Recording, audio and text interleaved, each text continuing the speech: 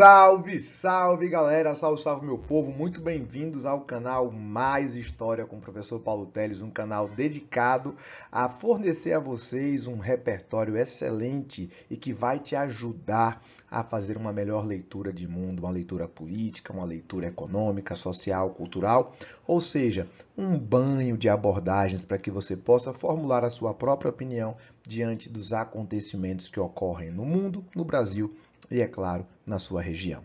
Além disso, esse é um canal que auxilia os alunos a se prepararem para a prova do vestibular no episódio de hoje, a prova do Enem 2023. E se você puder e quiser, é claro, nos ajudar com qualquer valor, meus caros, qualquer valor, basta apontar a sua câmerazinha para esse QR Code aqui, que vai nos ajudar bastante. Sem mais enrolações, vamos falar hoje da questão de número 80, uma questão muito boa, uma questão muito interessante, uma questão que trabalha uma série de elementos, uma série de episódios que tratam da nossa ditadura militar, né? Um evento muito triste na história do Brasil. E bom, se você quiser resolver essa questão sem pegar os spoilers que estarão no vídeo, essa questão já está disponível nos comentários, basta você se testar e depois ver qual é a pegada, qual é a técnica para resolver essa questão. Como sempre, quem está chegando no canal agora vai observar que eu gosto de apresentar a questão que fala das ligas camponesas, tá? A gente trabalha aqui os itens, o comando da questão, mas antes, é claro, fazemos uma breve revisão desse conteúdo, porque não é apenas resolver questão, não é apenas dar gabarito, gabarito qualquer internet dá, aqui a gente dá repertório, análise e conteúdo. Bom, as ligas camponesas correspondem a um movimento social muito forte que nasce no Brasil na década de 50. Um movimento que é formado principalmente por camponeses que estão ali na luta pela reforma agrária. Eu digo principalmente por camponeses porque havia intelectuais dentro do movimento, tá? Havia grupos políticos, especialmente associados às camadas populares, que já estavam ali numa luta de mobilização popular. É importante ressaltar que quando se trata da história do trabalho no Brasil, a história dos movimentos trabalhistas no Brasil, é muito importante destacar que esses movimentos eles começaram a se organizar primeiramente nos espaços urbanos. Se você volta ali, por exemplo, para a República Velha, para a República Oligárquica, nós percebemos ali o chamado anarcossindicalismo, que logo depois vai acabar, né, se transformando no movimento trabalhista, que vai ser liderado depois pelo Partido Comunista Brasileiro. E aí, quando vem a Era Vargas, né, o Estado Novo, o Partido Comunista ele é duramente perseguido, já estava na ilegalidade desde 1927 com a Lei Acelerada, e Vargas, que foi um dos primeiros políticos a perceber a potencialidade dos movimentos sociais e a perceber que esses movimentos sociais não poderiam ser mais ignorados, ele resolve então passar a controlar os sindicatos através dos sindicatos pelegos, também conhecidos como sindicatos amarelos. Mas essa realidade de mobilização, ela se dá primeiramente no espaço urbano. No espaço rural, não havia ainda grupos organizados politicamente falando.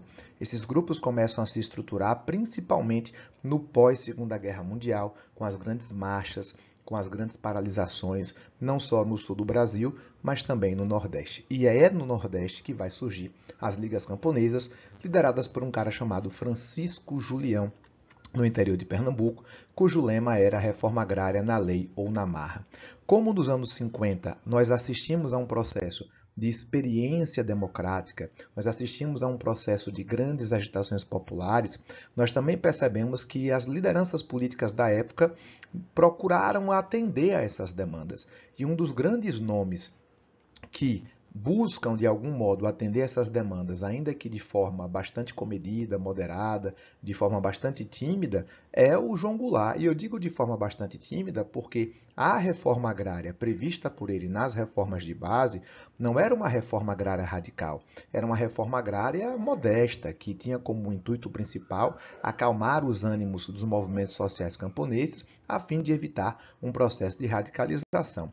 O problema é que, quando o João Goulart anuncia, lá no comício da Central do Brasil, que vai fazer a reforma agrária, assim como também pretendia fazer outras reformas estruturais no Brasil, esse discurso ele acaba sendo visto pelas elites conservadoras, pelos militares, pela classe média e pela imprensa da época como um discurso perigoso, porque na visão deles, João Goulart não teria condição de impedir a radicalização dessas massas. E eles temiam muito fortemente, num cenário de Guerra Fria, num cenário de pós-Revolução Cubana, que essas massas viessem, por exemplo, a desencadear um processo revolucionário.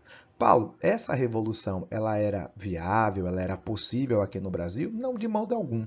Mas o fato de um presidente anunciar publicamente que vai atender uma demanda, especialmente uma demanda tão sensível como a questão agrária, né, soou como um alerta, não só para as nossas elites, que eram e são muito conservadoras, como também para os Estados Unidos, que viviam tensões ali no cenário de Revolução Cubana.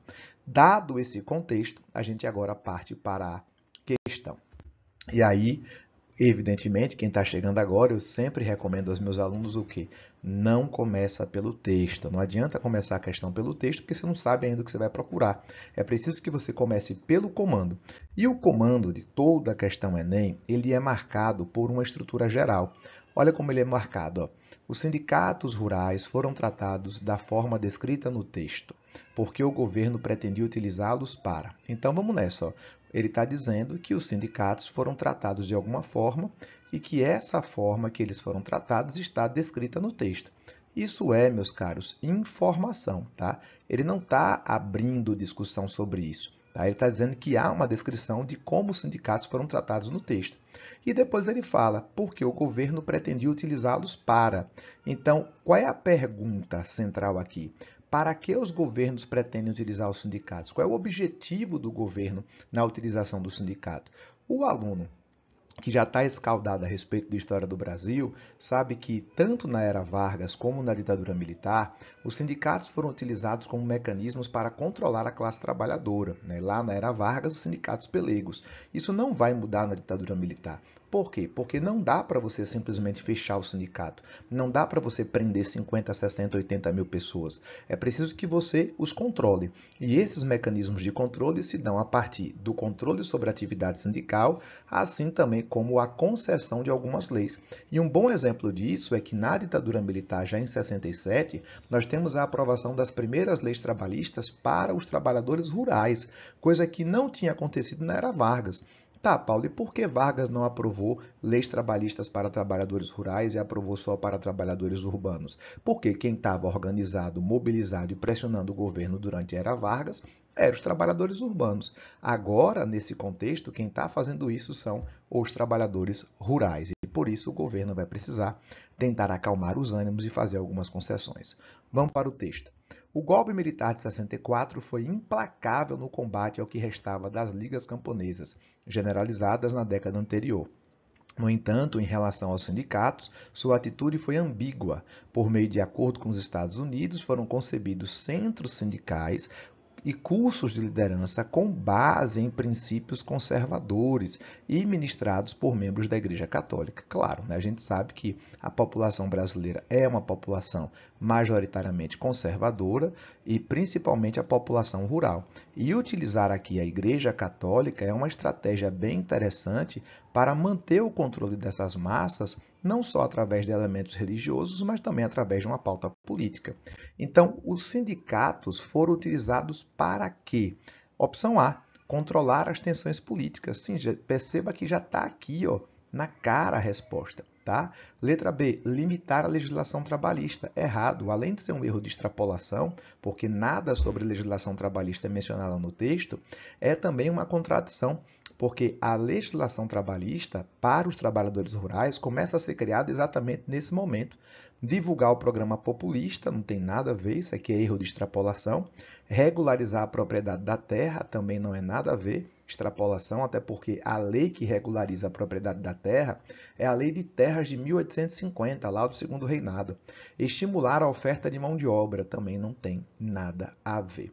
Para quem ficou em dúvida sobre o que é extrapolação, contradição, maçã podre e outros tipos de erros típicos da prova do Enem, dá uma olhada nos meus outros vídeos, porque eu detalho com bastante cuidado cada tipo de erro. Tá? Bom, essa questão é uma questão de competência 3, né, que é compreender a produção e o papel histórico das instituições sociais, políticas e econômicas. Basicamente, é uma competência que fala sobre instituições sociais, políticas ou econômicas, movimentos sociais e os seus conflitos. Nesse caso, ele está falando de uma instituição, que é o Estado ditatorial militar, e um movimento social, que são as ligas camponesas. E a habilidade, na habilidade 13, analisar a atuação dos movimentos sociais que contribuíram para mudanças ou rupturas nos processos de disputa pelo poder. Bom, espero que vocês tenham gostado e a gente se vê no próximo vídeo.